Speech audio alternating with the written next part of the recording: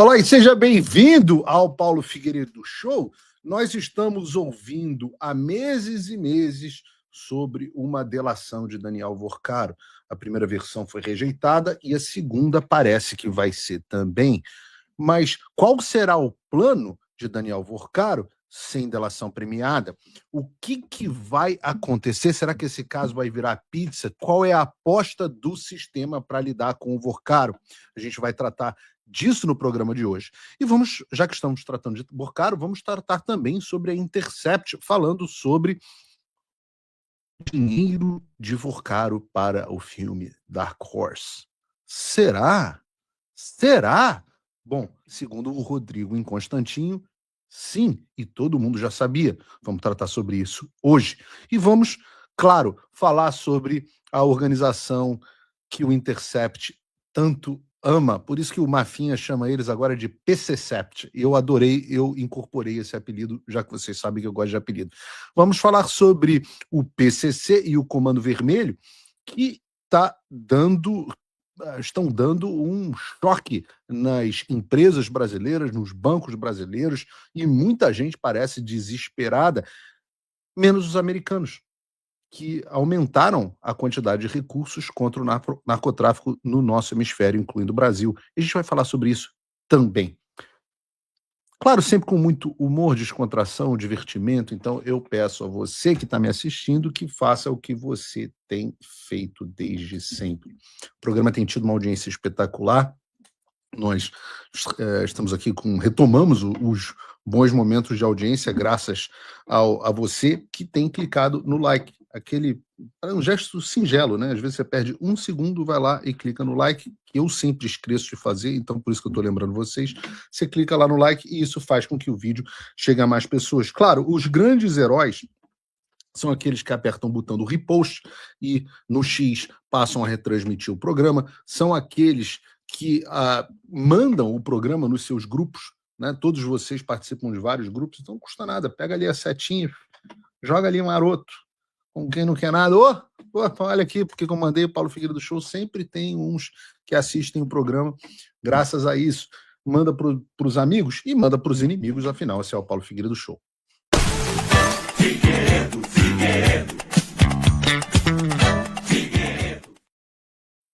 A razão pela qual nós não tivemos Paulo Figueiredo do Show ontem foi puramente técnica. Sabem que a gente está com a equipe desfalcada e a gente tenta fazer o melhor possível para manter um programa com a qualidade que vocês merecem. Quando o programa não chega no padrão de qualidade que eu acho que é o que a gente entrega aqui, a gente prefere não fazer. E muitos dos assuntos podiam esperar o programa de hoje. Então, hoje nós vamos falar sobre isso. Não sem antes te lembrar de baixar o Proton VPN. Por quê? Porque você está, neste momento, sendo monitorado pelo seu provedor, por hackers, pela Gestapo Federal, por todo mundo e com uma série de conteúdos bloqueados ainda. Qual é a alternativa para isso? Você ter uma VPN. O link está aqui na descrição, já falei do Proton várias vezes, não quero chover no molhado, tem um QR Code aqui em cima para vocês baixarem também, custa acho que R$5 por mês, uma coisa do tipo, então recomendo o Proton VPN. Hoje nós vamos falar primeiro sobre Daniel Vorcaro. Sim, a gente está falando, a gente tem falado sobre vários assuntos relacionados ao Banco Master, mas sem dúvida alguma a questão sobre a qual para a maior expectativa nesse momento é sobre a delação do Daniel Vorcaro, né? Vejam vocês que ele está preso há um bom tempo, preso mesmo, desde o dia 4 de março desse ano, ou seja, aproximadamente aí há uns 3 meses. E assim que ele foi preso, a gente viveu aquele período em que cada dia se descobria uma nova coisa sobre ele. Algumas eu acho que nem deveriam ter se tornado públicas, os diálogos dele sobre Peleleca, coisas pessoais, já falei aqui sobre isso no programa, mas muitas coisas interessantes para a República, diálogos dele com o Alexandre, no dia que foi preso, vendo se o Alexandre tinha conseguido parar a prisão dele, muitos assuntos relevantes. E ninguém falava de outro assunto que não fosse como uma delação de Daniel Vorcaro poderia derrubar a República e muita gente poderosa em Brasília. Passado esse período de euforia, e com ela 3 meses, desde a prisão do Vorcaro, Lembrando que o Vorcaro havia sido preso originalmente lá em 2025, em novembro. Aí ele foi solto pelo Toffoli, passou aquele período de tornozeleira eletrônica e voltou a ser preso depois. Então, passado esse período onde falaram agora vai a delação do Vorcaro, muita gente me perguntou, e tem me perguntado, Paulo, e essa delação vai sair ou não vai sair? E essa é a pergunta que eu vou buscar explicar nesse bloco do programa. E para isso, eu quero reagir a 2 vídeos. Então, eu vou dar as informações que eu tenho a partir das minhas próprias apurações. E com isso, eu tenho a certeza de que essa questão vai ficar talvez um pouco mais clara para vocês aqui no programa. Gabriel, coloca o primeiro vídeo e para as pessoas não se desacostumarem, o primeiro vídeo vai ser da Malu Gaspar. Fazer uma conta de chegada da impressão. Ele pegou, o que vocês sabem? Vocês sabem... Vamos voltar desde fazer uma conta de chegada da impressão. Ele pegou, o que vocês sabem? Vocês sabem do Ciro, sabem do Flávio, sabem disso aqui? Então eu vou contar. Inclusive eu contei também na semana passada sobre um novo contrato do Alexandre de Moraes, em que ele diz que havia esse contrato, que o contrato não foi assinado, o contrato da mulher do Alexandre de Moraes, do escritório, e que esse, foi por uma outra empresa, esse contrato começou a ser feito no momento em que a Márcia começou a enfrentar crises, e que ele fez um novo contrato de 50 milhões de reais, que seria pago por uma outra empresa do sistema, do ecossistema Vorcaro, e que teria a ver com o fato de que, olha, ele queria tanto vender o banco, tanto que a tese não era furada, né, porque tem essa suspeita que ele não ia vender nada, que ele ia fugir. E que tanto que essa tese não era furada, que ele fez esse novo contrato que acabou não sendo assinado. Porque... Não se confundam aqui, tá? A gente está falando de um segundo contrato.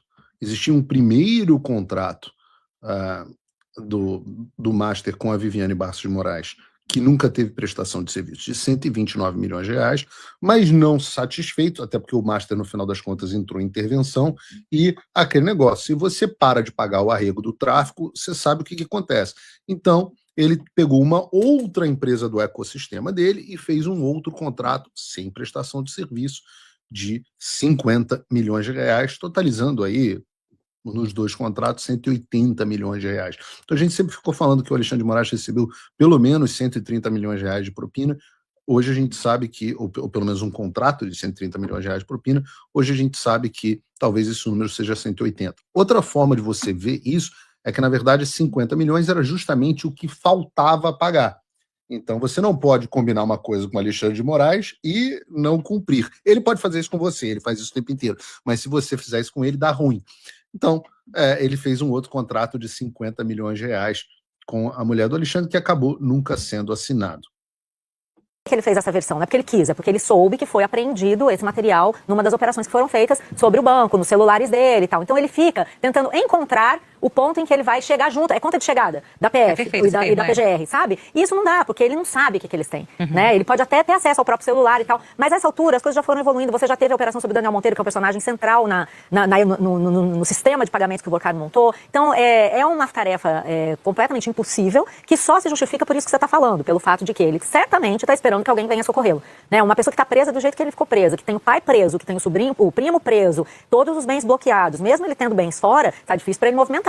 Quanto mais ele demora para movimentar, maior a chance dele ser roubado, como a gente já falou aqui. Então nada justifica, a não ser a expectativa de socorro. E isso a gente sabe que tem um calendário paralelo rolando, que é, por exemplo... Reparem, expectativa de socorro. Um criminoso está esperando que alguém o socorra. Quem?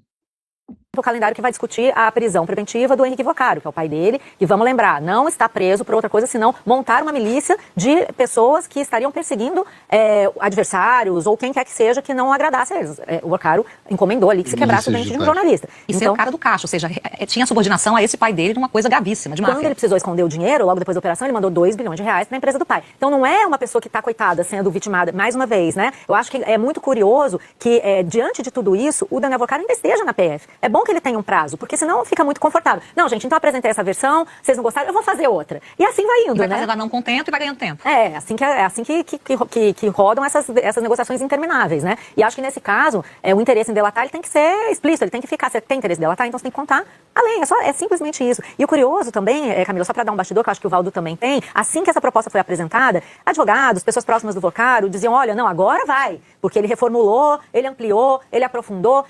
Tá falando da segunda proposta que é essa que está na mesa agora. E eu ouvi isso, ele virou a chave. Bom, pelo que a gente está ouvindo de retorno, nem tanto assim, né? A chave não virou, deu jeito que ele está achando que ele fez, assim, novamente subestimando os investigadores e, acredito eu, pensando num socorro. Só para fechar essa coisa do Henrique Vocaro que eu deixei incompleta, deixei solta a ideia, tá em discussão se a prisão preventiva dele vai ser confirmada ou não. O ministro Gilmar Mendes, que já andou falando que quer ver se houve alguma coisa, algum abuso praticado contra o pobre do Henrique Vocaro, ele vai decidir se ele vai ser contra ou a favor dessa prisão, e aí a votação continua. Esse pode ser um sinal que o Daniel Vocaro está esperando, assim como lá atrás, né? Já houve esses outros momentos de confirmação de prisão, que ele fica ali esperando, aí ele vê que não vai, ele avança um pouquinho mais na delação. Mas acho que isso tem que ter limite mesmo. Fez bem o ministro André Mendonça de colocar um prazo, porque senão nós vamos ficar assim, né? Delator premium. Ele tem acesso VIP, área VIP, e fica lá falando, enrolando todo mundo, aí não dá, né? Tá certo? Essa resposta é bonitinha. Delator premium. Ele tem acesso VIP, área VIP, e fica lá. Essa é bonitinha. Não sei quem é, mas bonitinha. E quando você ouve o comentário da Malu, aqui a coisa já começa a fazer sentido. Porque até agora o Vocaro não entregou, nem nessa segunda proposta de delação, quase nada que a Polícia Federal já não soubesse. E o que ele entregou que a PF não sabia, ele disse que não tinha crime, né? Ou seja, ele está, segundo a Malu Gaspar, enrolando. E enrolando por quê? Ora, ela diz que ele está esperando um socorro externo. Ela fala isso repetidas vezes, e é interessante como a imprensa fala isso assim, sem o menor pudor. Porque quem viria salvar o Daniel Vocaro? O Chapolin Colorado? Não contavam com a minha astúcia? Não. Quem será que viria salvar o criminoso Daniel Vocaro? Bom, a própria Globo News falou sobre isso. A Andréa Sadi falou sobre isso. E antes de eu falar com vocês, eu vou botar vocês para assistir um pouquinho mais de Globo News. Mas calma que vai passar. O Vocaro está apostando no tempo. O Vocaro está apostando que o sistema vai salvá-lo. Ele fez investimentos em ativos importantes. Mais uma dizendo que está esperando socorro. Ela já começa a dar pistas. Socorro de quem? Socorro do sistema. Do sistema, dos poderes, e acha que ainda vai ter o retorno disso. Aí você fala, não é possível, com o avanço dessas negociações. Ora, se ele está contando com o tempo, ele está contando com um outro momento, um outro ambiente da política. O que seria isso? Um pós-eleição. E aí passaria mais um tempo na prisão e ele acha que pode ter uma acomodação no pós-eleição por parte desse sistema. Que você fala assim, ninguém sabe o que vai acontecer na eleição. É verdade, não sabemos. Mas vamos supor que o presidente Lula ele seja reeleito. Você tem um Congresso que vai ficar ainda mais forte, pelo que as pesquisas estão dando, para a direita, o grupo do Centrão. Que são os grupos onde o Vocaro atuava com mais... Sem cerimônia, Lins, vou botar assim. O horário não permite. Acho que o Vocaro atuava mais nos grupos da esquerda, não?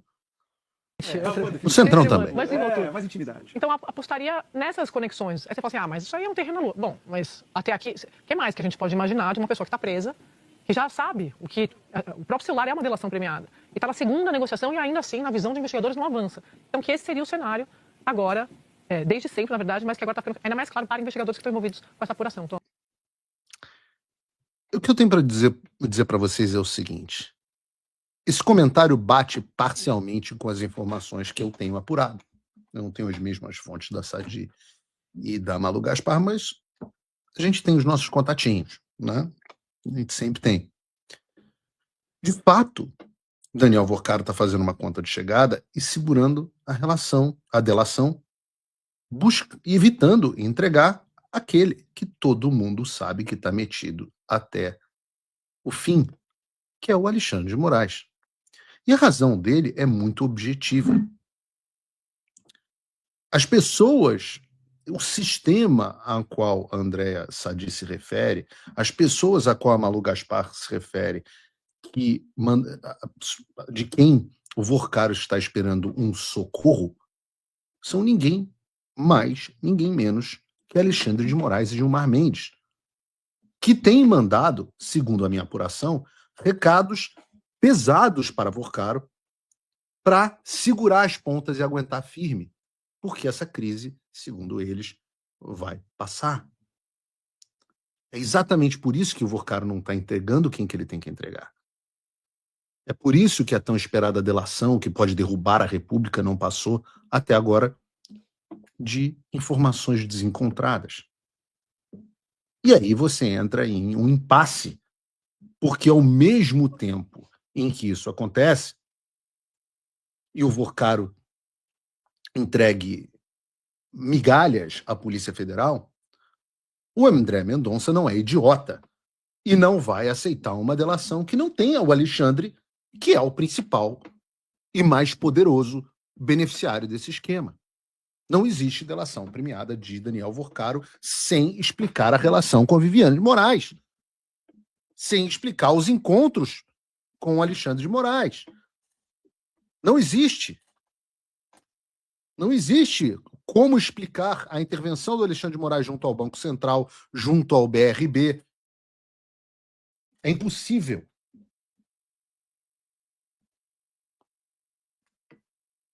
Vorcaro sabe disso, André Mendonça sabe disso. Nesse meio tempo, então, que o Vorcaro faz, ele vai tentando o mínimo para ficar numa prisão um pouco mais confortável. Já se ferrou, uma vez que foi, dizem que está numa prisão agora bastante desconfortável, está na expectativa de voltar a ter uma condição mais confortável e ganhar tempo. É esse o recado de Gilmar Mendes e Alexandre de Moraes para Vorcaro. Então ele vai entregando pedaços da delação para ver se agrada o André Mendonça e a Polícia Federal, que ficam numa posição cada vez mais frágil, sobre a qual eu vou falar.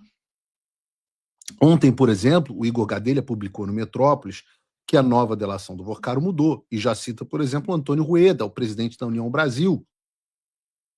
Cita também, finalmente, aqueles que nós já falamos aqui no programa que estão metidos com o Vorcaro até o fim, e eu tenho detalhes dessa história. Estamos falando do PT da Bahia.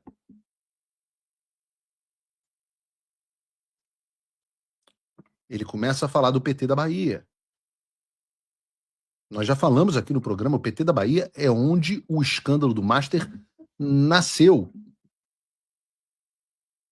Quem ele também já aceitou jogar mais na fogueira para ver se não precisa entregar o Alexandre foi o Ciro Nogueira.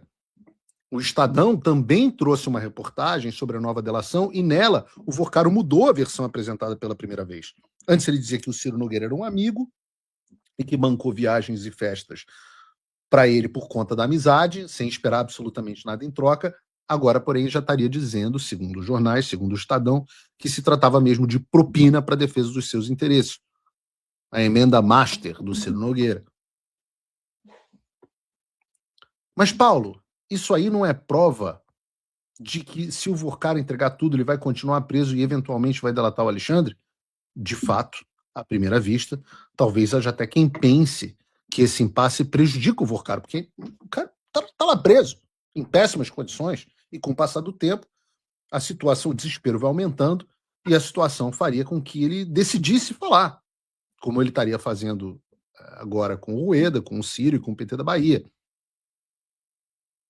Eu já disse, vou repetir aqui, o caso do PT da Bahia, o buraco é muito mais fundo, segundo a minha apuração. Já disse, porque eu quero que vocês registrem. Mas aí entra um detalhe.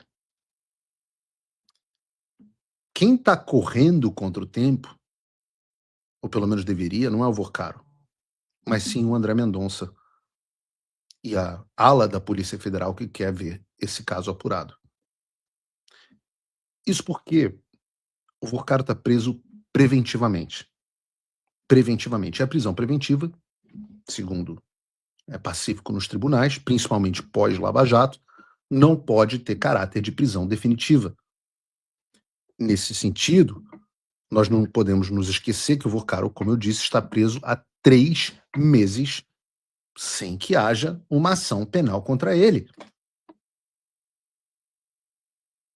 Eu não posso dizer que eu concordo que alguém fique preso 3 meses sem uma ação penal.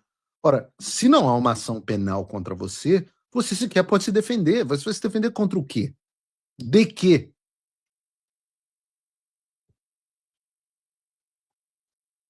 Nós reclamamos disso em relação ao Alexandre de Moraes, e eu não posso, em sã consciência, justificar isso em relação ao André Mendonça.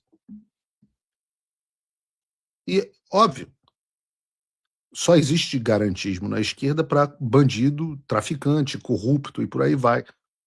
Mas pensando nisso, como vocês acham que o Supremo Tribunal Federal vai decidir quando a defesa do Vorcar entrar com recurso dizendo que a prisão dele é ilegal. Ora, hoje nós não sabemos.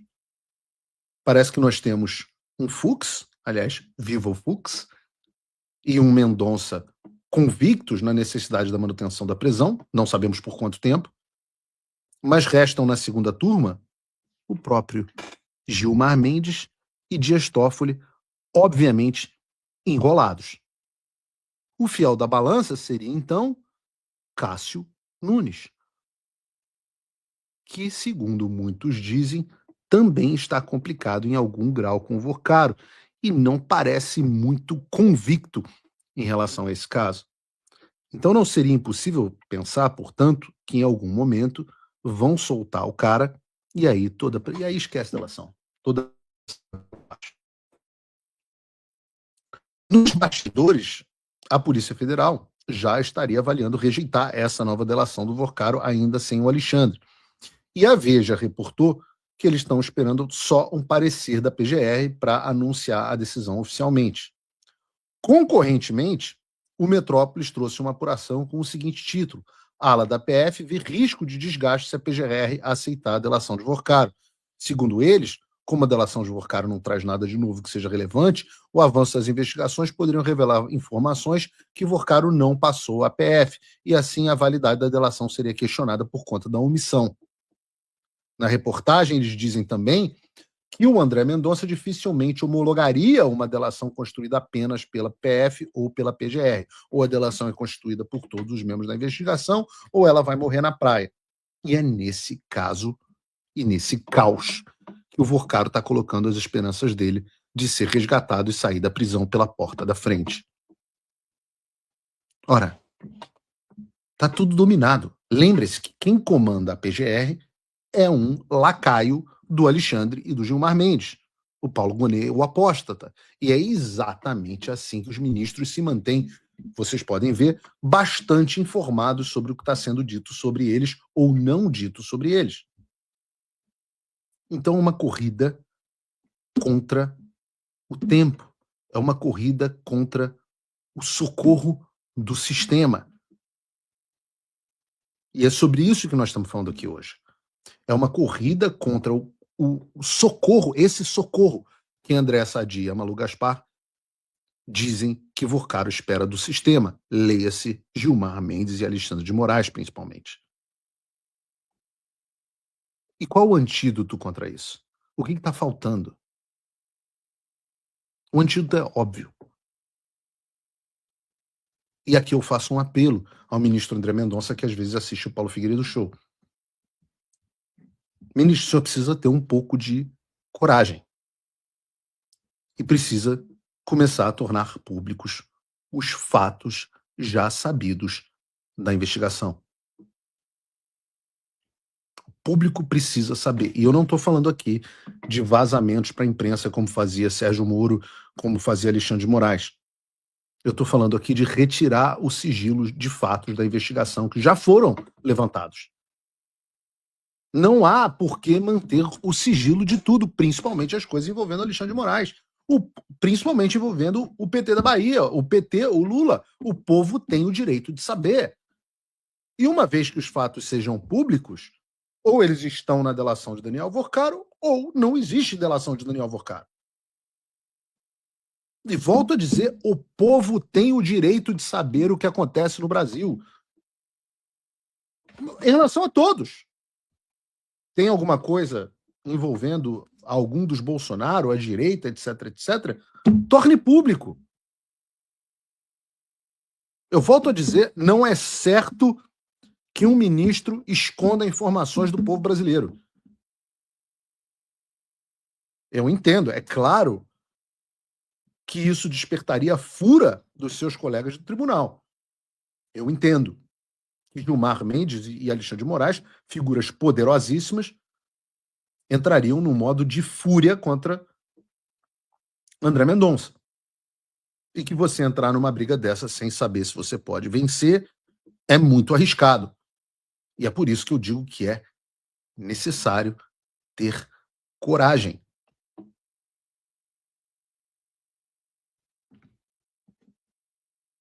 Conselho bíblico, não tema. A outra coisa que o ministro André Mendonça certamente precisa fazer é, e dessa vez eu vou defender sim, o que o Alexandre fez. André Mendonça precisa escolher quem vai ser o delegado da Polícia Federal que vai conduzir as investigações, exatamente como fez o Alexandre durante anos e ainda faz no inquérito das fake news, no inquérito das milícias digitais e em todos os inquéritos que estão debaixo dele. Tem que montar, sim, a PF dele, com as pessoas de confiança dele, para, a partir disso, conduzir as investigações. Não adianta. Essa é a lei da terra. Não adianta não querer usar o que o STF tornou um mecanismo legal existente para fazer essas coisas acontecerem. Eu concordo, não são mecanismos ideais, não deveriam existir, mas uma vez que a jurisprudência foi estabelecida pelo próprio tribunal, ora, o pau que dá em Alexandre também tem que dar em Xandão, não? E eu me pergunto a vocês no chat, vocês acham que o ministro André Mendonça terá coragem de fazer o necessário? O que vocês acham? Uma característica, homens fracos sempre demoram a agir. O problema dos conservadores brasileiros é excesso de prudência e carência de fortaleza. E sim, nós temos que ser sinceros, o ministro André Mendonça está perdendo o timing. Alexandre e Gilmar Mendes, neste momento, estão com a vantagem. Coragem de agir. É uma corrida contra o tempo e o sistema está aproveitando essa inação para montar um cenário em que tudo isso vai acabar em pizza e que o Daniel Vorcaro vai sair livre. O Vorcaro segura as pontas até quando? A eleição daqui a 3 meses. A situação vai passar, vira tudo pizza, o sistema mantém tudo como está, as informações, quando se tornarem públicas, não servem mais para nada, porque não há mecanismo de reação. Em um ano eleitoral, o povo brasileiro não tem o direito de saber o que acontecia nos bastidores do poder do seu país, e quem segura a informação do povo é o ministro André Mendonça. Isso é absolutamente inexplicável.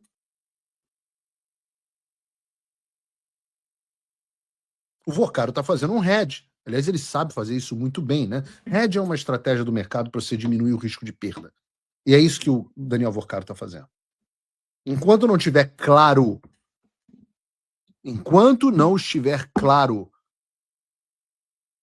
de que todos vão para cima do Alexandre com investigações sérias e partir para cima para responsabilizá-lo por tudo que ele fez, o Vorcaro é que não vai entrar nessa bola dividida. Quem vai comprar a briga com Alexandre de Moraes numa posição dessa?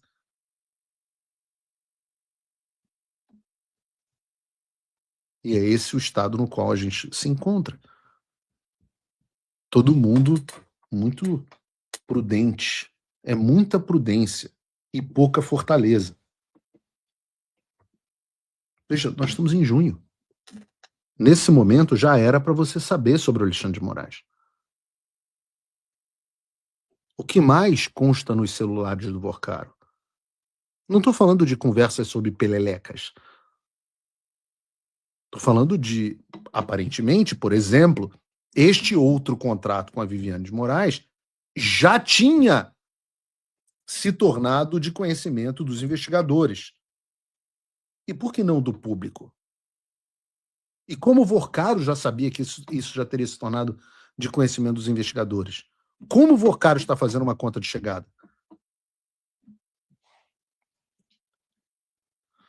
Vou falar sobre outros assuntos, né? Aliás, muita gente está se perguntando ainda nesse assunto, né? Mas e o Flávio? Nós já falamos na terça-feira como a delação do Vorcaro, até o momento, inocenta completamente o Flávio Bolsonaro e confirma tudo que eu venho dizendo aqui sobre o da Costa. Mesmo que, ao contrário do Alexandre de Moraes, não haja incentivo para que o Vorcaro proteja Flávio. Muito pelo contrário, Aqueles do sistema que estão hoje dizendo que vem em socorro de Vorcaro têm todo o interesse de ver o Flávio incriminado. Mas até o momento o Vorcaro inocenta o Flávio. No início dessa semana, o Metrópolis trouxe inclusive uma reportagem do Igor Gadelha com o seguinte título: o que Vorcaro diz sobre o filme de Bolsonaro na nova delação. E eu já mostrei aqui para vocês que dizem que os aliados de Vorcaro dizem que não há motivos para preocupação.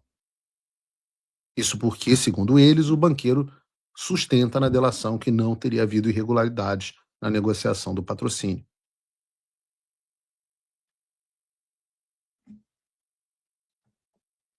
É o que sabemos até o momento. Obviamente, isso não é o suficiente para aplacar nem os veículos de esquerda, nem certos jornalistas descompensados da direita, e a gente vai falar sobre isso no próximo bloco. Mas antes eu peço aquele negócio que eu geralmente peço a vocês, que é a curtida do vídeo, a famosa curtida. Nós estamos aqui de novo com menos de metade das curtidas da audiência, e isso prejudica o engajamento do programa. Isso prejudica muito o engajamento do programa. Então peço a vocês que curtam o vídeo. Vocês aumentaram o número de curtidas e isso melhorou muito a audiência do programa nos últimos episódios.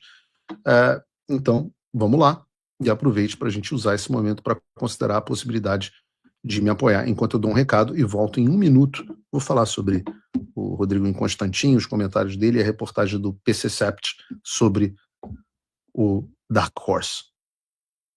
O que muita gente ainda não entendeu é que a guerra principal não é direita versus esquerda, é cidadão comum versus estrutura organizada. Existe um sistema no Brasil. Ele junta política, mídia, parte do judiciário, interesses econômicos e a máquina de reputação. Por muito tempo isso ficou escondido porque a grande imprensa, a Globo News, esse eixo, funcionava como um porta-voz elegante do consenso.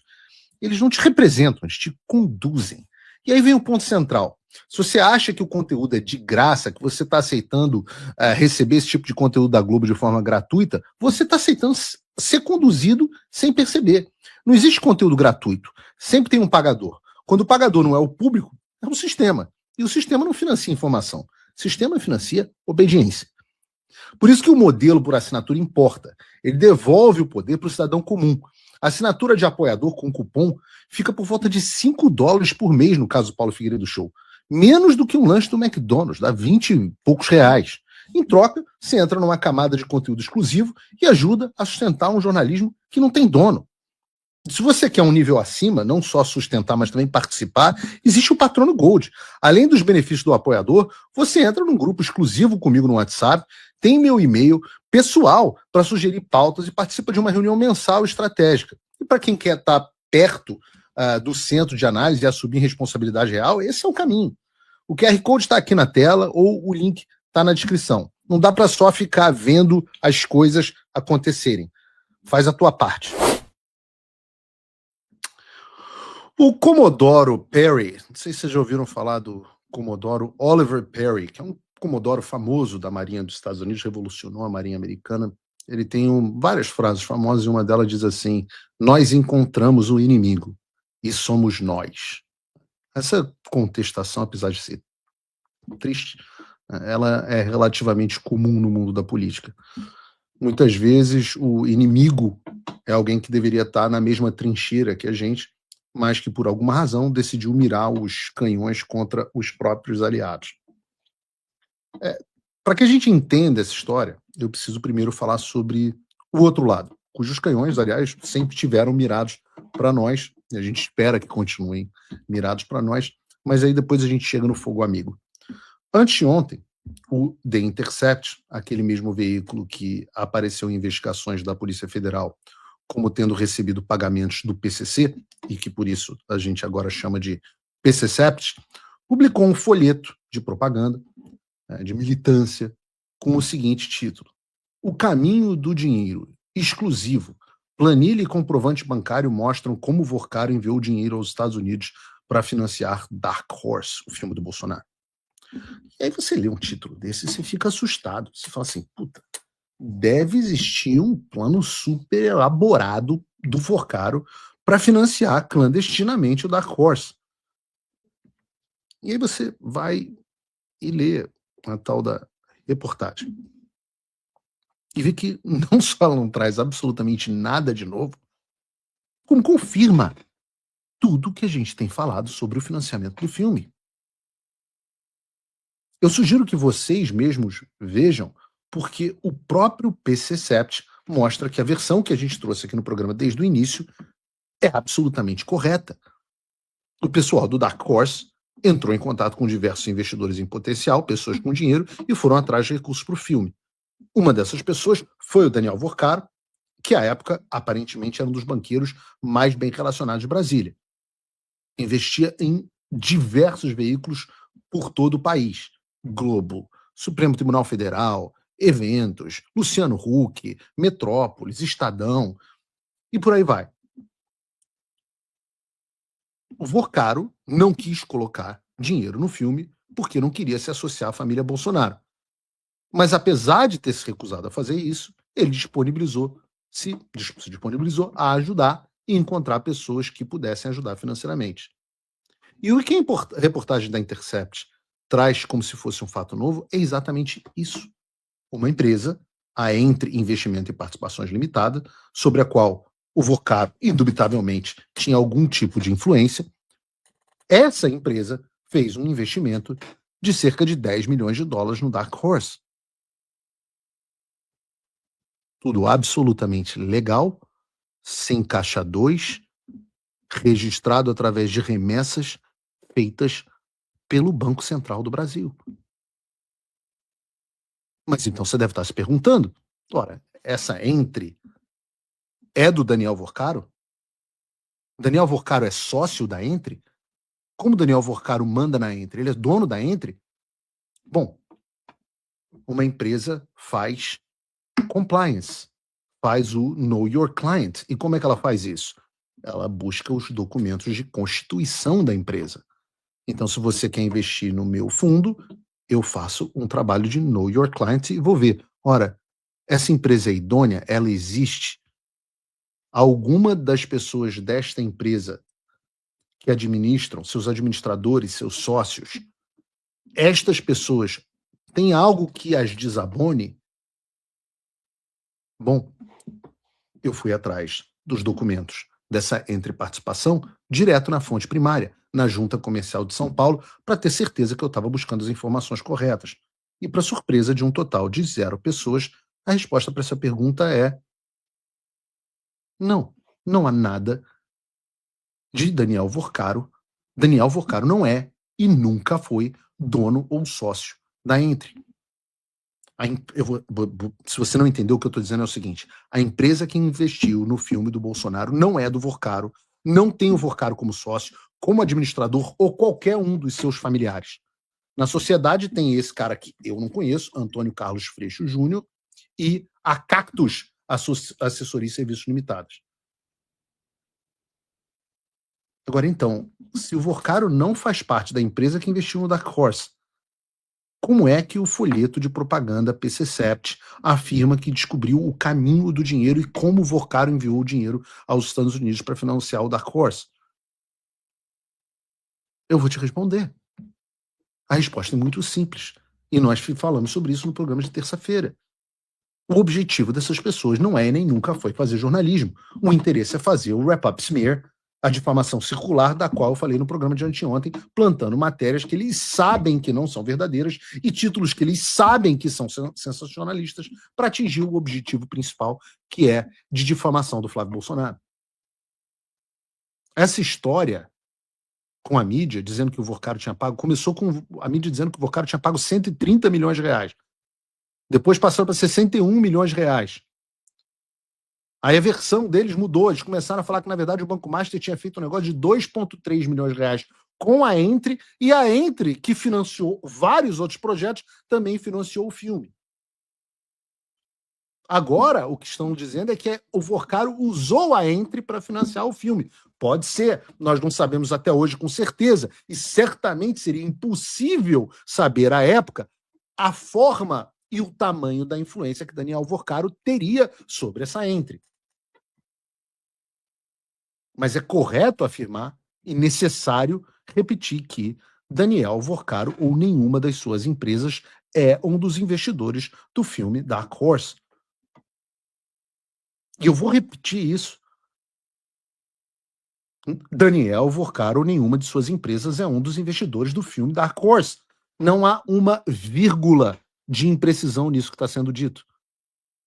Apesar de todas as matérias difamatórias. E é claro, como eu disse, que nós esperamos difamações do PC7. É um veículo que, eu repito, apareceu em investigação policial como tendo recebido pagamento do PCC, cujo maior inimigo nesse momento é o próprio Flávio. Boa coisa não tem como sair daí, e a gente espera que essas pessoas nos odeiem. Nessa história, então, a pior parte é quem, como eu disse no início, deveria estar dividindo as trincheiras conosco e, por alguma razão, ou pela perda dessa razão, decidiu mirar os canhões contra nós. Eu falo isso porque eu publiquei um post no meu X citando a reportagem do Intercept e mostrando a farsa por trás dela, como eu fiz agora aqui com vocês. Disse que tudo o que eles publicaram já era sabido e que eles só comprovaram o que nós já havíamos dito, o que deveria ser um ótimo sinal, mesmo que você desconfie do Flávio. Por quê? Porque significaria que o Intercept não tem mais munição e está requentando coisas que já são de conhecimento público, de forma sensacionalista, para tentar criar alguma comoção e trazer o assunto de volta à discussão, para agendar a discussão. Porque se você fizer um monitoramento de redes sociais, você vai ver que o escândalo do Master, o número de citações desapareceu em relação ao Dark Horse. Então, tudo que eu trouxe aqui no programa, o próprio Mário Frias, o produtor executivo do filme, se vocês assistiram a entrevista, tudo que ele havia falado no post dele ou na entrevista aqui, que não tinha dinheiro do Vorcaro, está comprovado pela Intercept. A própria produtora já tinha dito isso. Daniel Vorcaro não é sócio do filme Dark Horse. O Banco Master não é sócio do filme Dark Horse. Nenhuma das empresas dele é sócio do filme Dark Horse, ou investidor. Mas ao que eu me refiro, a questão dos canhões voltados contra a gente, é que, aparentemente, quando eu fiz essa postagem no X, o Rodrigo Inconstantino não gostou nada disso. Eu não sei porque ele me bloqueou no X, mas fica vendo minhas postagens. E aí printou o meu post e resolveu voltar das férias que ele tinha dito que ia tirar para escrever o seguinte: derrotar o Lula é e sempre foi prioridade, mas isso não pode significar virar um malandro dissimulado. Eis o abismo entre o jornalismo sério e militância escancarada.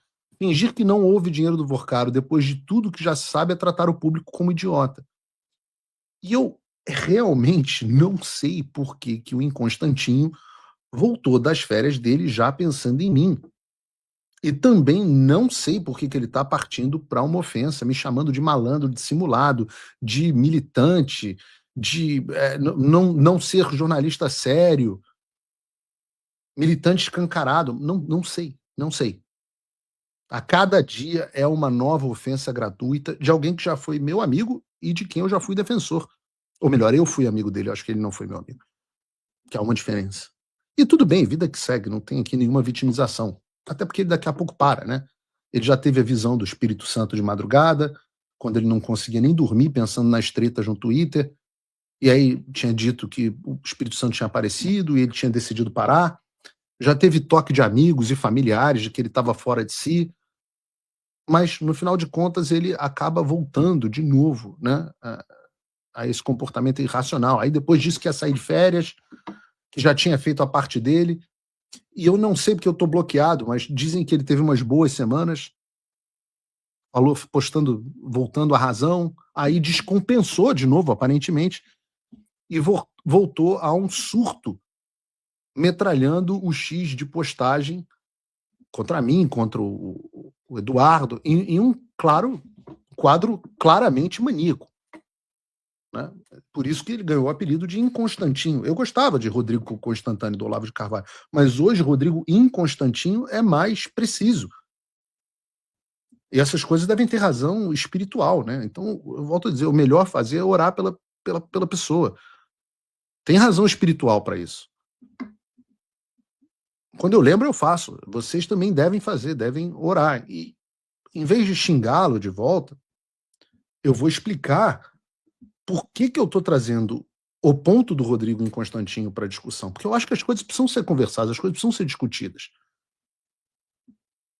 Mas eu diria que não faz sentido um jornalista em sã consciência, e ressalto aqui a necessidade da consciência sã, de dizer que o Daniel Vorcar é um dos investidores do Dark Horse quando os fatos demonstram o oposto.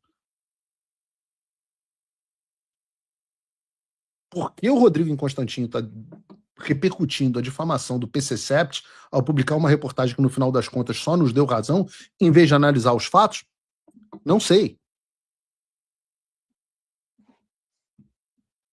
Procurem. Ele gravou um vídeo, está lá no X dele. Ele dizendo, abre aspas, fingir que não houve dinheiro do Daniel Vorcaro no filme, depois de tudo já sabe, é tratar o público como idiota. Aí, nesse mesmo vídeo, ele diz, para todo mundo, quando o Flávio foi procurar o Vorcaro, né, o Vorcaro era um picareta. E aí ele fala, mas para que mandar milhões para esse fundo do advogado e amigo de Eduardo Bolsonaro? Ele manda dinheiro sem esperar nada, só retorno financeiro. Aliás, esse ponto é meio assustador, porque é bastante surreal que alguém que diz ter trabalhado no mercado financeiro, não sei em que posição relevante, mas diz ter trabalhado, não entenda que o gestor de um fundo não é dono de um fundo. O Paulo Calixto, que eu não sei nem se é amigo do Eduardo, mas certamente advogou para o Eduardo na questão imigratória, não é dono do fundo, ele é gestor do fundo. A pessoa deve saber, do mercado financeiro deve saber, né? Se não fala para o público, não sei qual é o objetivo. Mas ok, eu já falei, eu acho que a gente tem que discutir todos os assuntos. Vamos negar os documentos, e eu procurei, eu trouxe o próprio Eduardo, fiz todas as perguntas que vocês fizeram, meus patronos enviaram perguntas, eu fiz as perguntas mais difíceis que eu pude fazer, fiz as perguntas para o Mário Frias, as pessoas, eu li os comentários das entrevistas, que eu duvido que ele tenha assistido, os comentários da entrevista foram absolutamente esclarecedor, finalmente alguém me deu a resposta, finalmente me falaram o que eu queria saber, entrem, vejam os comentários na própria entrevista. Eu acho que a gente tem que discutir tudo. Agora, vamos negar os documentos e supor que isso seja verdade. Vamos dizer que o Daniel Vorcaro seja o investidor por trás do Dark Horse e isso fosse um fato conhecido. Será mesmo que naquela época o Vorcaro era, como disse o Rodrigo, picareta para todo mundo? Será que todo mundo sabia que, na verdade, a Entre era uma empresa do Vorcaro? Bom, nesse caso, eu acho que a coisa ficaria até bastante interessante. Flávio procurou o Vorcaro ao final de 2024 e início de 2025. Então, em tese, no início do ano passado, 2025, todo mundo sabia que o Vorcaro era um picareta. Então, o que a gente fez aqui da produção? A gente fez uma pesquisa, uma breve pesquisa, no prolífico perfil do X do Rodrigo e procurei qualquer menção sobre o Vorcaro. E, rapaz, você sabe que eu só achei o primeiro post dele em novembro de 2025 e só tem uma linha. Esse que vocês estão vendo aí na tela, só uma linha sem citar o caso do Banco Master.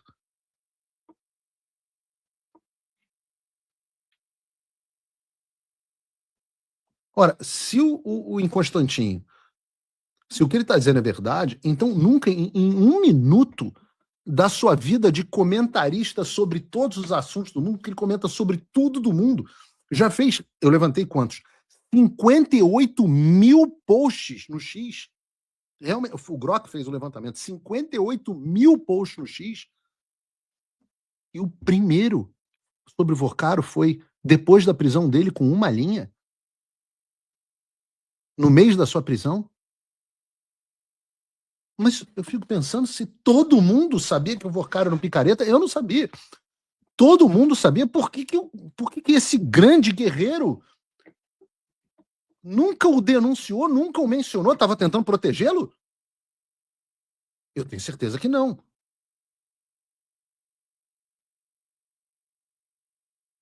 Eu fui buscar mais sobre a Entre, essa empresa que investiu no filme. Isso é aquele negócio que não é o jornalismo sério ao qual o Inconstantinho se refere, de ficar num estúdio dando palpite sobre coisas que desconhece, sobre informações de ouviu falar, comentando reportagem do PCCEPS. Jornalismo sério é aquele que vai buscar os documentos primários, como a gente fez aqui com a Junta Comercial. É o que conversa com as fontes que estiveram participando do assunto. Eu acho que militância descarada é outra coisa. Então, a gente foi aqui da produção buscar documentos primários, em vez de ficar xingando muito no X com base em matéria do PCCEPS. E vocês sabem o que a gente descobriu?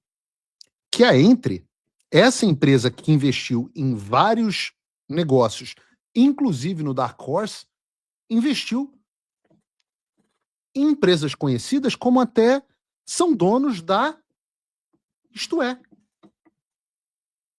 Sim, a Entre é dona da Isto É. Desde 2022, a Entre, essa empresa em que o Inconstantinho disse que é do Vorcaro, é dona da Isto É.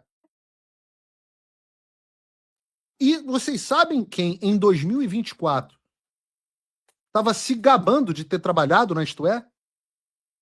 Pois é, o próprio Rodrigo Inconstantinho. É engraçado como todo mundo que conversou com o Vorcaro antes dele ser preso deveria saber que ele era um picareta. Mas o Inconstantinho, se gabando de ter trabalhado na revista, que à época da postagem dele já era uma empresa cujo dono, segundo ele, era o Vorcaro, não tem nenhum problema, não. Então a questão é muito simples. Supondo que a versão do Inconstantinho seja verdadeira, que ele tenha razão, o pau que dá em Chico tem que dar em Francisco. Porque se ele sabia que o Vorcaro era picareta no início de 2025, como é que ele cobra que todos soubessem? E como é que ele não denunciou nada? Não falou nada sobre o seu ex-empregador, isto é, ser controlada por um picareta? Por que em 2024 estava se gabando de ter trabalhado numa empresa que agora é do Vorcaro? Será isso coisa de malandro dissimulado? Eu respondo, não. Eu não acho que o Inconstantinho seja um malandro dissimulado. Eu acho legitimamente que ele só não sabia que o Vorcaro tinha qualquer controle sobre a Entre. Na verdade, até hoje a gente não sabe o grau e como que se dava esse controle. Eu acho que o Constantino sequer sabia que o Vorcaro ia ser preso. Eu arrisco dizer que talvez ele não soubesse nem quem era o Vorcaro. Apesar dele dizer que todo mundo já sabia que ele era um picareta. Eu não sabia quem era Vorcaro. Vocês da audiência já sabiam quem era Vorcaro no início de 2025? Sejam absolutamente honestos. Agora, admitir o óbvio é coisa de malandro dissimulado? No final das contas, a história é sempre a mesma. As pessoas que cobram que o Flávio Bolsonaro deveria saber quem é o Daniel Vorcaro antes da sua prisão, ou elas tinham uma relação com o Vorcaro que a gente não sabe qual é, ou então elas são hipócritas, que também não sabiam quem era o Daniel Vorcaro. Como vocês estão me dizendo no chat, e tá na tela aqui, que vocês não sabiam. Eu não sabia. E isso é um problema. Isso é um problema. É um problema de difamação. Porque, embora o Inconstantinho tenha uma audiência cada vez menor e esteja se tornando cada vez menos relevante num processo acelerado de Reinaldo Azevedação, ele ainda reverbera um discurso que tem contaminado parte da população. Sim, esse discurso falso, difamatório, está ajudando o PT. está ajudando o Lula. As pessoas que nós esperávamos que estivessem na nossa trincheira estão na trincheira do lado de lá, dizendo que, como sempre, são muito independentes. A pesquisa Quest de ontem, com todas as ressalvas que precisam ser feitas sobre a Quest, eu queria ter feito parte do programa de ontem sobre isso, mas a pesquisa Quest ontem mostra o inegável estrago feito por essa narrativa. Combinado, obviamente, a já exaustivamente criticada estratégia de jirico de comunicação do Flávio durante o escândalo. Mas se vocês forem na página 77 da pesquisa, vocês verão que 65% acham que o Flávio errou ao pedir daniçamento para o Daniel Vorcaro. E não somente isso. Mesmo sem que houvesse maneira possível dele saber dos escândalos em relação ao Vorcaro, que seriam tornados públicos vários meses depois, 62% dos entrevistados responderam que o Flávio sabia que o Vorcaro estava envolvido em corrupção. A mesma narrativa encampada pelo PC7 e pelo Constantin.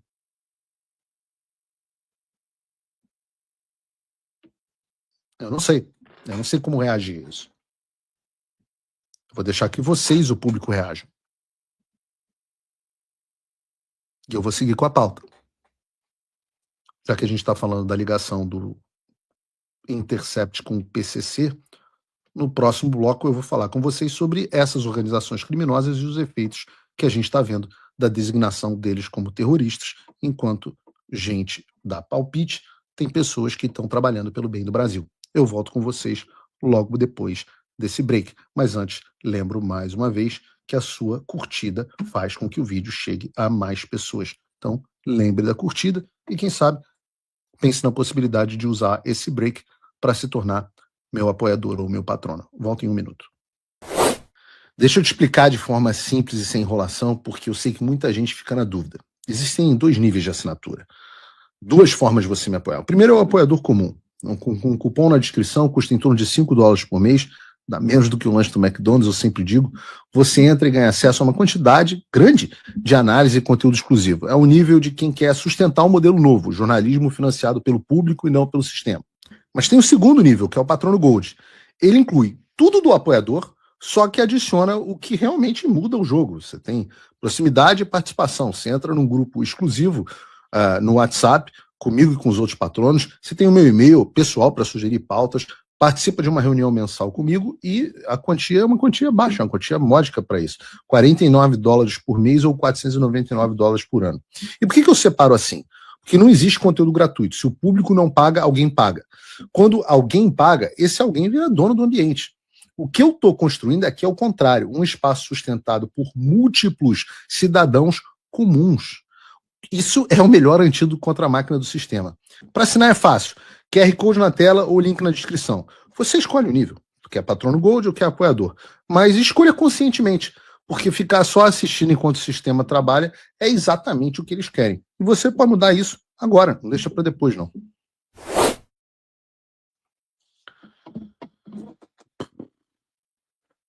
Duro, né?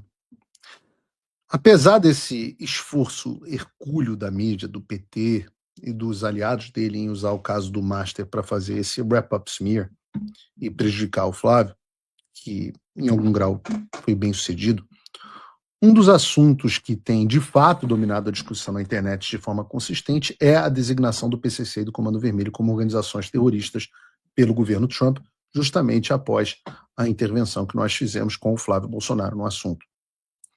O PT e o Lula não querem que a gente fale dos meninos deles, mas se você reparar, até os programas de humor, mesmo os programas de humor de esquerda, como o Porta dos Fundos, por exemplo, já começaram a fazer esquete de piada sobre o assunto, o que mostra que realmente a coisa entrou no imaginário popular. Eu sempre digo isso, quando você começa a ler, ver piada sobre Magnitsky no show do Murilo Couto, sem quer que seja, a piada, ela pressupõe que o assunto já se tornou de domínio público. Mesma coisa com o Porta dos Fundos, fizeram uma sketch até divertidinha, com o cara vestido de é até meio racista essa piada, né? O cara vestido de árabe ali, ou talvez de muçulmano, talvez seja islamofóbica essa piada do Porta dos Fundos, não sei, mas na boca vestido de terrorista muçulmano. Então, sinal de que isso já entrou no imaginário popular, né? E esse é um tema que dificilmente vai perder força até as eleições. Por quê? Porque ele tem muitas ramificações em termos de consequências. Pode ser, por exemplo, que nós tenhamos os primeiros indivíduos com os vistos cancelados até as eleições, empresas grandes sendo alvo dessas sanções, ou bancos e empresas do mercado financeiro sendo afetados diretamente por causa da designação. Então, quem tiver ligação com esse grupo, com esses grupos, inclusive, deveria abrir o olho. E, de fato, eu acho que tem muita gente preocupada. A gente já falou aqui diversas vezes sobre como uma porção relevante, ninguém sabe o tamanho ao certo da economia brasileira, está ligada a movimentações financeiras ligadas ao tráfico de drogas. Na Operação Carbono Oculto, o secretário especial da Receita Federal, Robson Barreirinhas, disse que só entre 6 fintechs ligadas ao crime organizado, mais de 26 bilhões, bilhões de reais foram movimentados. Sendo que uma delas movimentou 1 bilhão em dinheiro vivo, o que nem deveria ser possível para uma fintech. Então, assim, essa é a realidade no Brasil. E quando as autoridades falam abertamente que essa designação vai ter consequências econômicas no Brasil, colocando o combate ao crime organizado como algo negativo, elas estão admitindo que há leniência por parte dos bancos, das fintechs, das empresas brasileiras em relação a esses grupos, em relação ao dinheiro de sangue dessas organizações que são lavados na nossa economia para beneficiar traficantes e terroristas globais. Essa leniência estava tão boa para os empresários envolvidos que hoje saiu uma reportagem no Metrópolis com o título Empresariado pessimista com articulação sobre facções dos Estados Unidos. Eu não posso crer que uma notícia dessa saia abertamente no jornal, mas leiam. Empresários brasileiros que têm conversado com parlamentares e integrantes do governo dos Estados Unidos para tentar reverter a medida adotada na gestão de Trump, que enquadra facções criminosas como organizações terroristas, estão mais pessimistas do que nunca. Porra, esses caras estão mais pessimistas do que nunca, ergam os braços, nós estamos mais otimistas do que nunca, né? Segundo eles, os lobistas dos traficantes, há pouco avanço nas tentativas e as conversas permanecem travadas. A medida anunciada no mês passado classifica o CV e o PCZ como organizações terroristas. Desde o anúncio, empresários brasileiros passaram a se mobilizar para tentar reverter a decisão que pode impor impacto econômico e aumentar a burocracia para o setor produtivo nacional. Até empresário, gente, veio aqui aos Estados Unidos tentar reverter a medida. É o atestado do que eu disse agora há pouco sobre dinheiro de sangue sendo lavado na nossa economia. Isso precisa mudar. O nego não pode querer ganhar dinheiro com o sangue das pessoas mais fodidas do Brasil. Aliás, já está mudando, né? E por isso que a gente tem trabalhado tanto. Veja, por exemplo, essa reportagem da Folha de São Paulo, publicada na semana passada, que mostra um pouco dos efeitos dessa designação já acontecendo. Veja a notícia. Mudança de status de PCC e Comando Vermelho leva empresas a vasculhar conexões para evitar a punição dos Estados Unidos. Diz o texto. Preocupados com o novo enquadramento do PCC e do CV como organizações terroristas pelo governo dos Estados Unidos, as empresas brasileiras iniciaram uma varredura para identificar parceiros que possam ter alguma conexão com as facções, sejam clientes, fornecedores ou prestadores de serviço, segundo especialistas consultados pela Folha. Desde o anúncio da nova designação, a rotina ficou mais agitada nos escritórios de advocacia e consultoria. O trabalho mais que dobrou nas áreas que tratam de compliance. Eu sempre falo aqui de compliance, né? A reportagem explica o termo que define o conjunto de práticas adotadas por uma empresa para garantir a atuação de acordo com as leis. De acordo com relatos feitos à reportagem, a nova designação das facções como terroristas entrou em vigor nessa sexta-feira. A bobagem não devia nem estar aqui. As atividades consideradas mais vulneráveis são aquelas cuja presença das facções já foi identificada pelas autoridades brasileiras. Sempre falei disso aqui. Vendas de combustíveis, incluindo não apenas gasolina, diesel, mas também botijão de gás e etanol, logística de transporte, defensivos agrícolas, construção e venda de imóveis, ouro e bet. A bet é a mesma que o Lula botou sigilo de 100 anos.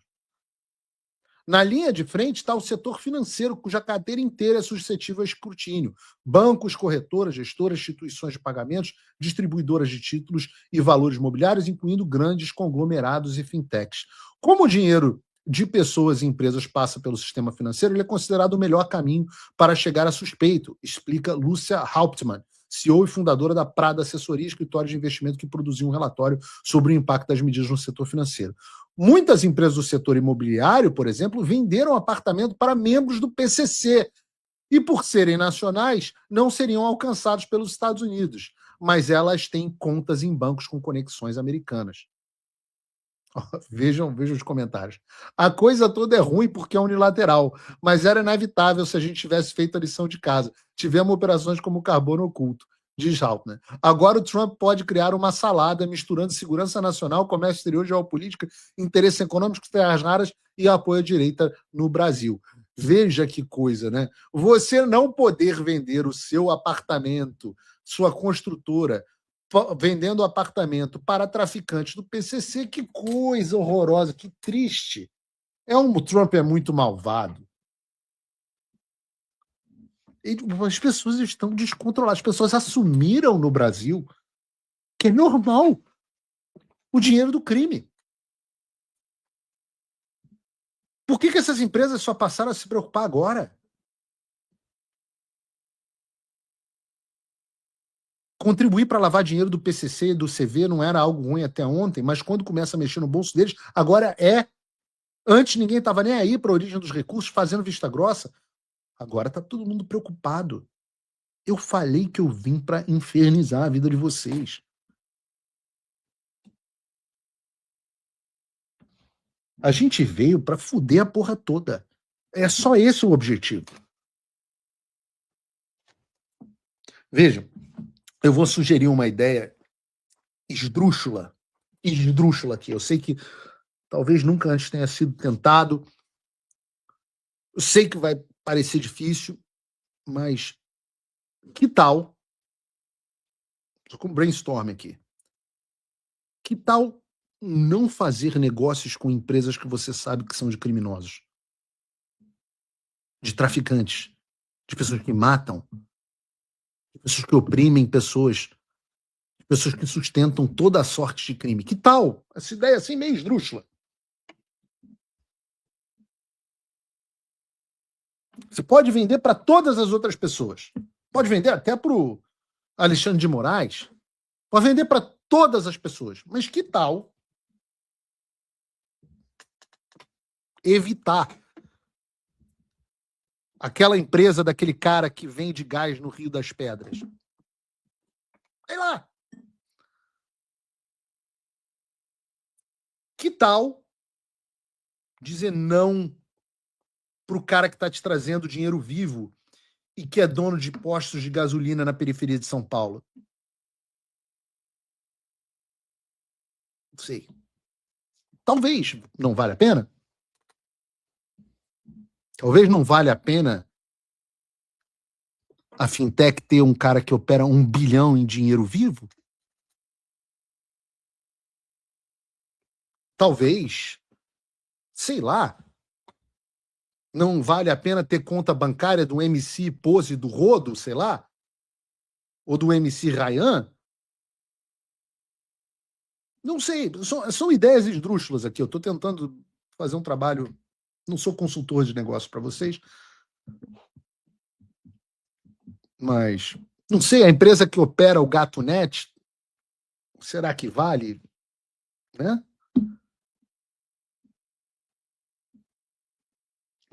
Você que está em casa, você cidadão comum, você deixa de declarar um investimento que você esqueceu que você tinha num banco. Você faz Lembrem disso, Lula queria que o Pix de mais de R$5 mil fosse monitorado pela Receita Federal, pelo COAF. Mas o MC que ninguém conhece aparece com um apartamento de luxo, um Porsche, pagando dinheiro vivo. Ninguém suspeita.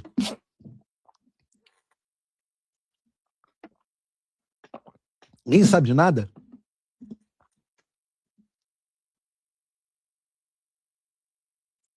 A pergunta que fica é a pergunta que você deve se fazer nesse momento. Por que essas medidas, que são as mesmas que 75% da população brasileira consideram a mais eficaz de combate ao narcotráfico, por que elas não foram tomadas por esse governo? Mais ainda, por que é que o governo Lula, mesmo diante do apoio de 75% da população em relação a essa pauta, moveu mundos e fundos para tentar impedir que o Comando Vermelho e o PCC foram designados como organizações terroristas? Por que a imprensa está tendo esse chilique? Por que os especialistas estão contra isso? Por que empresários estão indo nos Estados Unidos fazerem lobby contra isso? Com parlamentares do PT, o líder do governo, o vice-líder do governo. 75% da população apoia, mas o Lula está lá dizendo que está muito triste, porque disseram que os nossos criminosos são terroristas. É isso que tem que ficar claro na campanha desse ano. O Lula se importa com o bem-estar dos meninos dele, do PC e do Comando Vermelho. E se para isso o seu filho precisar morrer porque um faccionado matou ele para roubar o seu celular, tudo bem.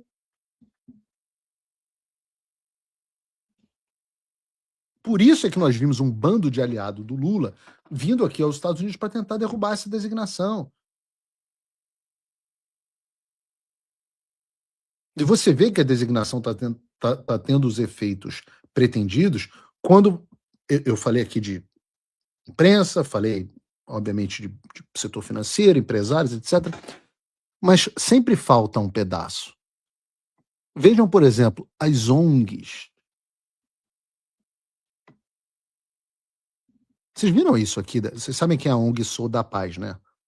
Instituto Sou da Paz. Um desses grupos que defende traficantes, que é contra a designação deles como terroristas. Aí eles fazem uma pesquisa. A conclusão da pesquisa é que a população, juro pra vocês, eu não vou assistir essa porra sozinho, não. A população, segundo eles, a população não apoia uma política dura contra o crime. Eu não vou assistir essa porra sozinho, não. Gabriel, bota aí pra obrigar as pessoas a assistirem isso comigo. A gente fez uma pesquisa em que a gente ouviu mais de 1.000 pessoas ao longo de 40 municípios no Brasil, e a gente identificou que as pessoas estão cansadas, embora elas estejam com muito medo, elas estão cansadas dessa ideia de mais violência, de truculência, de populismo. Então, essa ideia de que as pessoas querem uma política linha dura, bandido bom é bandido morto, ela não se sustenta. 73% da população diz que nenhum bandido é bom, eles precisam ser julgados, punidos e presos, ou seja, a população quer justiça dentro da lei. Outro dado super interessante, quando você pergunta se o Brasil precisa de mais polícia, 32% concordam que sim, mas 65% querem polícia mais bem preparada, e não só mais polícia. E o outro dado, só para fechar, 39% concorda que precisa aumentar a pena dos crimes, mas 55% diz que precisa aplicar a lei para todos os criminosos, as leis que já existem. Esse dado, para a gente, foi muito interessante, porque mostrou que tem um caminho, embora cansada e com medo, a população, quando confrontada com argumentos de políticas mais sólidas, ela é capaz de escolher esse caminho, né? Então, para além desse fla-flu, do punitivismo excessivo de um lado, da proposta milagrosa, do bater na mesa, endurecer, ou propor a solução como a redução da maioridade penal, a gente tem que ajudar a população a entender o que cobrar dos políticos nesse momento em que a segurança pública está no topo do debate eleitoral, no topo da preocupação, e vai ser usada politicamente, inclusive com a exploração do medo. É tudo exploração do medo. Pô, mas tem que ter muito... A pessoa tem que fumar muita maconha. Não é pouca maconha, não é uma fumadinha, não é um doisinho ali. Tem que fumar muito para ter uma viagem nesse nível. E junto com isso ter má fé. Ora, é evidente, pesquisadora de ONG, que quando você apresenta para a população escolhas evidentes como abstrações mágicas, a população sempre será favorável. Algum indivíduo do planeta Terra, algum indivíduo do planeta Terra, algum ser humano, algum respirador de oxigênio, é contra uma polícia mais preparada, por exemplo? Alguém pode... Eu quero fazer uma enquete aqui no chat. Você é a favor de uma polícia mais preparada? Alguém vai dizer que não?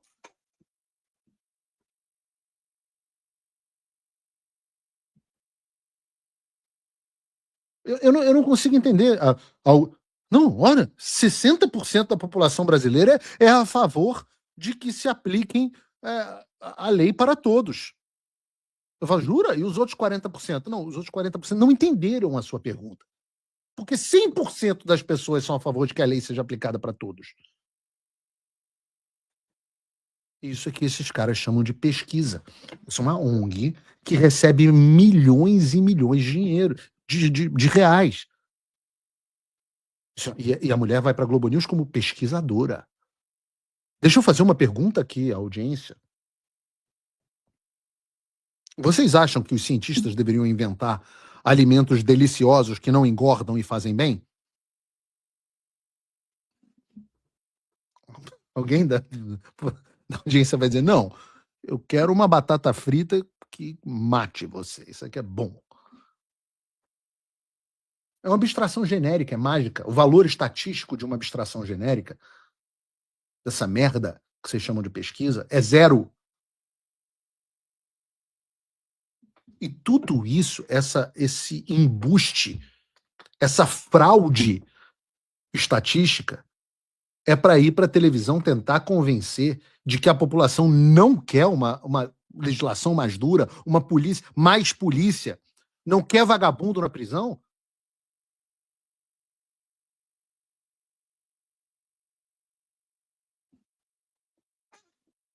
Para quê? A mensagem é a mesma mensagem do Lula. A mensagem de que os traficantes são vítimas. E aqui entra um componente importante desse ecossistema da esquerda de defesa do crime. Essas ONGs, como o Sou da Paz, financiada por bilionário globalista, que fazem uma intensa campanha pró-traficante contra a polícia. Eu não estou falando de sacanagem, eu não estou dizendo, eu acho que o Sou da Paz é financiado pelo Open Society. Não, o Open Society deu mais de 11 milhões de reais até 2023, eu nem tenho dado dos últimos anos, para Sou da Paz. 11 milhões de reais para esta merda. Não só eles. Todas as fundações dos bilionários globalistas financiam essa e outras ONGs brasileiras pró-crime. Vejam aqui, esse é o site da Sou da Paz. Tem lá, Oak Foundation, Lehman, o nosso Jorge Soros brasileiro, o Open Society do Jorge Soros. É o NED, National Endowment for Democracy, a mesma turma que financiou a censura, as críticas eleitorais no Brasil, a campanha contra a desinformação. NED, a mesma galera que o Trump excluiu, parceiros da USAID financiando essa bosta. Claro, o Itaú. Tá aí, entrem lá, eu nem vou entrar. Isso é assim. Todas as fundações de bilionários globalistas, de Itaú, família Setúbal, Paulo Leman, Moreira Salles, esses caras financiam essas merdas, essas ONGs pró-crime, todas. E a gente já tratou desse assunto longamente no Paulo Figueiredo Show. É muita ONG pró-crime. E é por isso, né, que, como vocês sabem, o baiano tem consciência social. Né? O baiano tem consciência social, porra. Quem não tem consciência social é o povo fudido que vive oprimido pelos nossos traficantes, os meninos do Lula. Essas pessoas que não aparecem na pesquisa da ONG do prostituta do Jorge Soros, essas pessoas no Brasil não estão nada tristes. Olha, pega uma pesquisa nem muito isenta. A própria pesquisa de ontem da Quest, publicada por toda a Globo, contratada pela Globo, mostra que 60% da população brasileira acham que mesmo depois dessa campanha gigantesca de lobistas de traficantes de todo o país, 60% da população brasileira acha que o Comando Vermelho e o PCC devem ser considerados terroristas pelo governo brasileiro. E todo levantamento que a gente traz aqui tem sempre o mesmo resultado. O povo aprova a designação, o povo quer combate duro com crime organizado. Se necessário, bandido que reage à polícia, bom é bandido morto. Se reagiu contra a polícia, vai comer capim pela raiz. Pô. E eu tenho certeza que é isso que vocês concordam. Mas é muita gente ganhando dinheiro, entendo. A esquerda tem o componente ideológico, mas por trás de todos esses maconheiros, esses empresários lobistas, tem muito dinheiro. tem muito dinheiro. Quando que uma pesquisadora dessa devia estar catando lata? Mas ela arrumou um bilionário e virou boca de aluguel para promover as ideias do bilionário globalista, e aí ela arruma uma mamata. Esses caras têm orçamentos de dezenas de milhões. E a gente retorna aquele debate, aquele questionamento. Ora, se a ampla maioria da população apoia uma pauta, por que um governo que quer se eleger faz de tudo para que isso não aconteça? Fez de tudo para impedir, quer reverter. Pô, você precisa ser muito tapado para não entender que esses caras estão, de fato, sendo cúmplices do crime. Não está satisfeito? Vamos dar mais exemplos. Vou mostrar para vocês que isso é evidente. E que qualquer organização que tenha alguma ligação com o combate ao crime organizado, ela é eventualmente sabotada pelo ecossistema que envolve a mídia, ONGs, bilionários globalistas, o judiciário e, claro, a esquerda e o partido dos traficantes, o governo Lula. Qualquer ação de combate ao crime é boicotada. Ontem, nós tivemos uma enorme vitória na CCJ, na Câmara dos Deputados, que debateu o ponto de extrema importância, aliás, um projeto que no Senado do Flávio Bolsonaro, no combate ao crime, que também tem uma aprovação popular estrondosa, quase 90% de aprovação, que é a redução da maioridade penal. Essa contra a maconheira lá da Sul da Paz estava defendendo. Não sei se fuma maconha ou se usa outras drogas. Não, me recuso a achar que uma pessoa em sã consciência, em estado de saúde mental normal, compareça à televisão para falar um troço daqui. E, aliás, se me processar, basta apresentar não precisa nem entrar na justiça, basta me enviar um exame de sangue toxicológico limpo, e eu faço questão de me retratar pedindo desculpas, dizendo que na minha inocência eu achei que só fosse possível defender uma merda daquelas sob efeito de psicotrópicos, mas se não foi sob efeito de psicotrópicos, eu peço desculpa, talvez eu tenha subestimado a sua estupidez. É possível. Sempre é. Mas voltando aqui à redução da maioridade penal, teve a votação ontem, e como que o governo e os partidos de esquerda, o partido da base do governo Lula se posicionaram? Spoiler. Obviamente a favor dos bandidos. Olhem a lista de votação. Peguem os deputados de direita, o Alfredo Gaspar, a Bia Kicis, a Júlia Zanata, o Nicolas, o Marcos Feliciano, o Marcos Polon, o Zé Trovão, todo mundo foi favorável. Até o pessoal do Centrão, do Republicanos, União Brasil, a maioria do PSD, todos que não são de esquerda foram favoráveis. Você imagina que, então, foi aprovado de forma unânime, mas é claro que não. Quem votou contra a redução da maioridade penal? Quem votou contra foram os mesmos de sempre.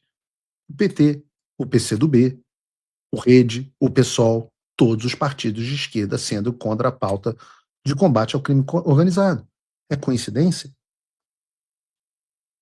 É triste. É triste.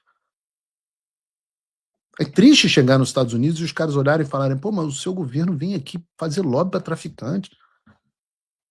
É triste ir lá vir aqui pedir ajuda e ver que tem um Estado estrangeiro mais alinhado com o povo brasileiro do que o nosso próprio governo, os nossos próprios representantes eleitos. É uma diferença muito gritante.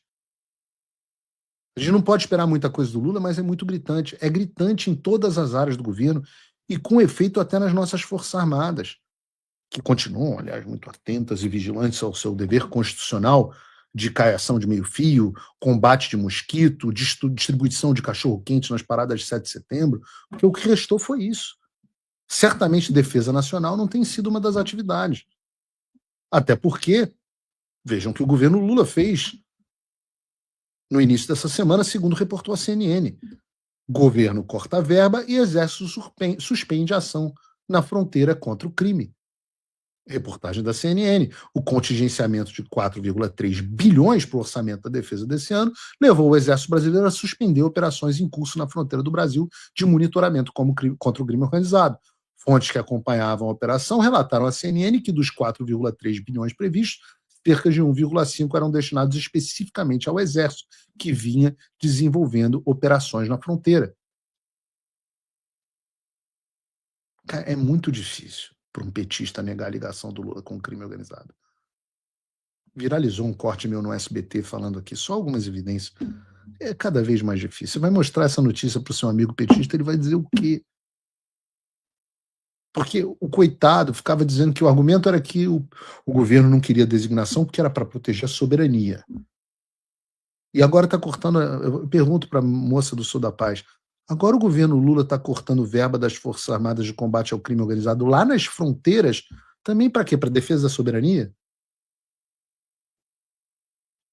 Parece até que eles estão esvaziando, né, as nossas instituições que podem combater o crime organizado.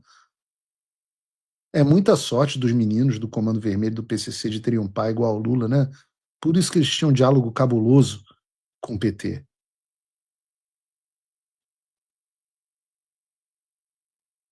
É por isso que a ajuda tem que vir de fora antes que a gente se torne um narcostado completo. Será que a gente não virou? O contraste entre como os americanos tratam o bandido e como o governo Lula e todo esse ecossistema tratam bandidos é gritante. Vejam, por exemplo, a reportagem que o Metrópolis trouxe sobre a primeira reação dos militares dos Estados Unidos à classificação do PCC e do Comando Vermelho como terroristas. As Forças Armadas brasileiras não falaram nada, só ficaram sem dinheiro. Mas vejam como reagiram nos Estados Unidos. O hemisfério ocidental é nossa vizinhança e os narcoterroristas que buscam exportar drogas e mortes para as nossas fronteiras serão desmantelados. Puta merda. Aí sim, é isso que eu quero. É isso que eu quero. Só isso já seria o suficiente para mostrar quem está bem mais contra ou a favor do povo brasileiro de bem, né? Mas eles continuam. O comando também afirma que está negando o espaço de atuação a atores malignos e seus representantes no continente. Por fim, reitera que a classificação do PCC e Comando Vermelho como organizações terroristas amplia a capacidade de ação do Departamento da Guerra contra grupos criminosos na reunião. Puta. Enquanto a esquerda vai para os Estados Unidos fazer lobby, os Estados Unidos estão fechando o cerco contra os caras. Eles querem mais do que só designar o PCC e o Comando Vermelho como organizações terroristas. Eles querem desmantelar esses agentes malignos. E já nos deram uma excelente notícia. O Departamento de Estado incluiu no seu pedido de orçamento para 2027 um aumento destinado de recursos destinado ao combate ao narcotráfico no hemisfério ocidental, incluindo o Brasil.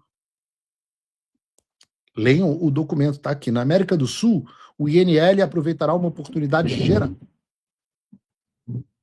Vocês ouviram essa porra? Que caiu um raio aqui, meu irmão. Que isso, tava um puta sol. Não se vazou no microfone, não? Só pra saber. Caraca, meu irmão, puta raio. Eu estou lendo aqui o documento. Na América do Sul, o INL aproveitará uma oportunidade geracional para fortalecer os laços com a onda de novos governos pró-Estados Unidos, expandir a cooperação em aplicação da lei e combate ao narcotráfico, reforçar os Estados Unidos como parceiro de segurança preferencial, enfrentar ameaças regionais emergentes de TCO e FTO, Foreign Terrorist Organization, né, terroristas organizações, que é o caso PCC e CV, e lidar com a produção e tráfico de narcóticos e produtos químicos precursores. Na Colômbia, o INL, a Colômbia, que a princípio agora vai sair da mão dos amigos do Lula, o INL se concentrará nas prioridades centrais de combate aos narcóticos, combate ao crime organizado transnacional e dissuasão criminal, incluindo o apoio a plataformas aéreas associadas. Outra assistência poderá ser fornecida a Argentina, Brasil, está contando que o Brasil vai virar, Bolívia, Chile, Equador, Paraguai, Peru, não sei como é que tá, não sei se saiu o resultado, estava na beira para sair, a direita estava ganhando por um pentelho, a esquerda passava, acho que a direita agora ficou na frente. E Uruguai. Ou seja, por que eu estou trazendo isso? Porque são duas notícias. O governo Lula cortando a verba de combate ao tráfico e o governo Trump dando mais verba para o combate ao tráfico. No Brasil. Tempos bizarros, em que para combater a criminalidade no Brasil, a gente precisa recorrer aos Estados Unidos porque o nosso presidente é fechado com os seus meninos do PCC e do Comando Vermelho. Aliás, enquanto a gente está aqui nesse assunto, eu aproveito aqui para fazer abrir o espaço para fazer um pequeno agradecimento ao Bruno Engler, que exaltou a decisão americana de ajudar o Brasil. Bota o vídeo aí do Bruno Engler, por favor, Gabriel. Aqui um voto de congratulações ao Flávio Bolsonaro, Eduardo Bolsonaro e Paulo Figueiredo pela importante articulação que os três realizaram, conseguindo que PCC e Comando Vermelho fossem classificados como organizações terroristas. Depois do vexame do governo Lula, em que toda a diplomacia brasileira e o próprio presidente da República foram ao Trump implorar para que essas facções não fossem classificadas como terroristas, foi preciso que esses homens, Flávio Eduardo Bolsonaro e Paulo Figueiredo, tomassem a iniciativa para desfazer o lobby pró-crime do governo brasileiro, do governo Lula. E a gente aprova esse voto de congratulações para mostrar que a Comissão de Segurança Pública da Assembleia tem lado, e é o lado que combate o crime organizado e que está contra essas facções terroristas, diferente do governo federal. Sempre deixei claro aqui que essa conquista é resultado de uma luta travada durante anos em prol de fazer o bem ao povo brasileiro. E não é a luta minha, é a luta das pessoas que verdadeiramente se preocupam com o Brasil. Sejamos sinceros, o sujeito tem que ser muito tapado, o militante, para não estar nem aí para ver a verdade, para conseguir repetir qualquer coisa que o Lula, o Janones falarem sobre isso, porque se o cara faz isso é porque não está nem aí para o Brasil. É o cara que quer que o time político dele vença a qualquer preço. Aliás, o Janones estava se gabando disso, né? Num vídeo, acho que ontem. Não deu tempo aqui, porque a gente não teve programa ontem de falar sobre isso. Se gabando, não. Fala o que tiver que falar. O negócio não tem problema em mentir, não. Mentir é tranquilo. O importante é fazer a militância, né? A gente sabe quem é o pai da mentira. A gente sabe quem é o pai da mentira. Pois bem, tá bom de programa por hoje, longo pra caramba, porque a gente não teve programa ontem. Agradeço aos meus apoiadores, em especial aos meus patronos Gold, que permitem que o trabalho aconteça. Paulo Figueiredo Show é um oferecimento deles a vocês. Agradeço a audiência e agradeço também a minha equipe. O João Gabriel está ainda, último dia numa conferência em Washington, volta semana que vem. A Mika Spakoski e o Gabriel Fernandes, todos participaram desse programa. Estaremos de volta na próxima terça-feira, às 3 horas da tarde. Deus abençoe o Brasil, não só na Copa do Mundo, mas Deus abençoe a América. A gente está fazendo mais por nós do que os nossos governantes. E até a semana que vem.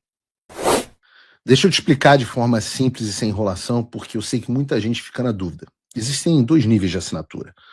2 formas de você me apoiar. O primeiro é o apoiador comum. Com um cupom na descrição, custa em torno de $5 por mês, dá menos do que um lanche do McDonald's, eu sempre digo. Você entra e ganha acesso a uma quantidade grande de análise e conteúdo exclusivo. É o nível de quem quer sustentar um modelo novo, jornalismo financiado pelo público e não pelo sistema. Mas tem o segundo nível, que é o Patrono Gold. Ele inclui tudo do apoiador, só que adiciona o que realmente muda o jogo. Você tem proximidade e participação. Você entra num grupo exclusivo no WhatsApp, comigo e com os outros patronos. Você tem o meu e-mail pessoal para sugerir pautas, participa de uma reunião mensal comigo e a quantia é uma quantia baixa, uma quantia módica para isso. $49 por mês ou $499 por ano. E por que eu separo assim? Porque não existe conteúdo gratuito. Se o público não paga, alguém paga. Quando alguém paga, esse alguém vira dono do ambiente. O que eu estou construindo aqui é o contrário, um espaço sustentado por múltiplos cidadãos comuns. Isso é o melhor antídoto contra a máquina do sistema. Para assinar é fácil. QR Code na tela ou link na descrição. Você escolhe o nível. Tu quer patrono Gold ou quer apoiador. Mas escolha conscientemente. Porque ficar só assistindo enquanto o sistema trabalha é exatamente o que eles querem. E você pode mudar isso agora. Não deixa para depois, não.